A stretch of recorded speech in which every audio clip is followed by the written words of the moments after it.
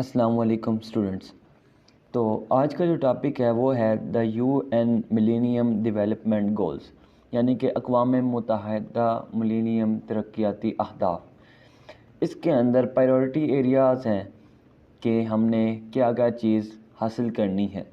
ہر کسی کا کچھ نہ کچھ اپنے شعبے کے اندر ایک ہدف ہوتا ہے، جیسا کہ کسانوں کا ہدف ہوتا ہے کہ انہوں نے اس سال اتنی فصل تیار کرنی ہے۔ اس طرح مختلف چیزوں کی اپنی تو اب اس کے اندر یو این کا گول کیا ہے؟ ان کا گول سب سے پہلے یہ ہے کہ انتہائی غربت اور بھوک کا خاتمہ کرنا ہے۔ اس کے بعد یونیورسل پرائمری تعلیم حاصل کرنی ہے جو کہ انتہائی ضروری ہے۔ اس کے بعد ایکویلٹی یعنی کہ مساوات کو فروغ دینا ہے اور خواتین کو بااختیار بنانا ہے۔ اس کے بعد آ جاتی ہے چیز کہ بچوں کی اموات کو کم کرنا ہے۔ زچگی کی صحت کو بہتر بنانا ہے، یعنی ماں بچے کی صحت کو، یعنی عورت کی صحت کو بہتر بنانا ہے۔ اس کے بعد HIV ایڈز اور ملیریا اور دوسری جو سی بیماری ہیں ان کو روکنا ہے۔ اس کے بعد آ جاتا ہے ماحولیاتی پائیداری کو یقینی بنانا ہے، اور سب سے زیادہ بین الاقوامی عزم اور تعاون کرنا ہے۔ یہ اقوام متحدہ کے بنیادی اہداف ہیں۔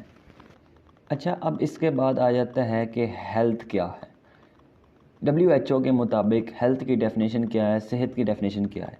مکمل صحت ایک جسمانی، ذہنی، سماجی، جذباتی اور روحانی خوشحالی کا نام ہے۔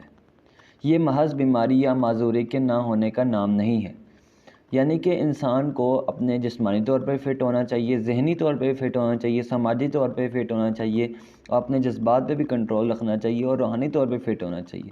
اس کو صحت کہتے ہیں۔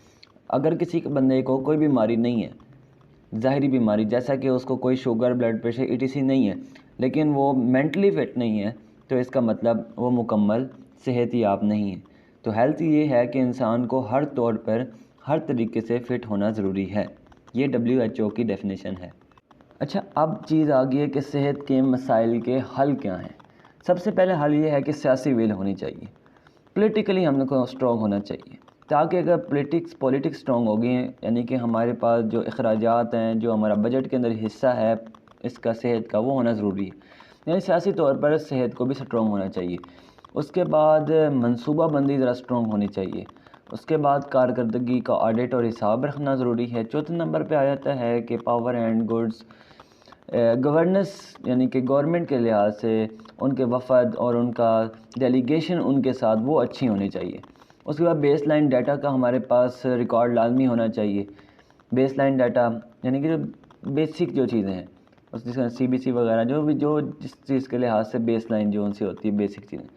اس کے بعد باوقار جو منصوبے ہوتے ہیں ان سے بچنا چاہیے۔ چھوٹے انتظامی یونٹ، سمال میڈیکل یونٹس کا انتظام سنبھالنا ہونا چاہیے، ہر کسی کو آنا چاہیے۔ اس کے بعد غیر ترقیاتی اخراجات میں کٹوتی ہونی چاہیے۔ تعلیم اور صحت کے بجٹ میں اضافہ ہونا چاہیے۔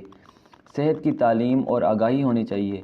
اس کے بعد ریونیو اکٹھا ہونا چاہیے تاکہ کسی بھی ایمرجنسی کے وقت ضرورت پڑ سکے۔ اس کے بعد لینڈ ریفارم ہونی چاہیے ہمارے پاس۔ اس کے بعد کنٹرول اور امیونائزیشن ہونی چاہیے CDC کی، یعنی کہ CDC کنٹرول اور اس کی امیونائزیشن ہونی چاہیے۔ اس کے بعد بیماری کو کم کرنے کے لیے مستقبل میں کیا منصوبہ بندی ہونی چاہیے؟ سب سے پہلے چیز ہے کہ سیف واٹر، یعنی کہ محفوظ پانی ہونا چاہیے۔ اس کے بعد محفوظ خوراک ہونی ضروری ہے۔ پھر اس کے بعد آپ کا خون صاف یعنی کہ محفوظ ہونا چاہیے۔ اس کے بعد آپ کا سیکس جو ہے سیف ہونا چاہیے۔ اس کے بعد میڈیسن آپ کی محفوظ ہونی چاہیے، محفوظ ماحول ہونا چاہیے، محفوظ زچگی، یعنی کہ ان سب میں سٹیریلائٹی یعنی کہ آپ کا صفائی ہونا ضروری ہے، اور دھیان سے پانی ہے، پانی کے اندر صاف پانی ہونا چاہیے۔ اس کے اندر بہت سے ایسی چیزیں شامل ہو جاتی ہیں جو کہ آج کل پانی کے اندر شامل ہو رہی ہیں، یعنی کہ مختلف قسم کے سالٹ جو کہ انسان کے لیے نقصان دہ ہیں۔ خوراک انسان کی صحیح ہونی چاہیے، وٹامنس ہونے چاہیے، پروٹین ہونے چاہیے، کاربوہائیڈریٹس والی یعنی ہونی چاہیے، گندے پانی سے تیار ہوئی نہ ہو، اچھے والی ہو۔ اس کے بعد آ جاتی ہے چیز محفوظ خون ہونا چاہیے۔ اس کے بعد میڈیسن آپ کی سیف ہونی چاہیے، صاف ہونی چاہیے۔ اس کے بعد آپ کا ماحول صاف ہونا چاہیے، اور اس کے بعد زچگی اور یعنی کہ جو عورتوں کی چیزیں ہوتی ہیں اور ان کے جو پروسیجر ہوتے ہیں وہ صفائی کے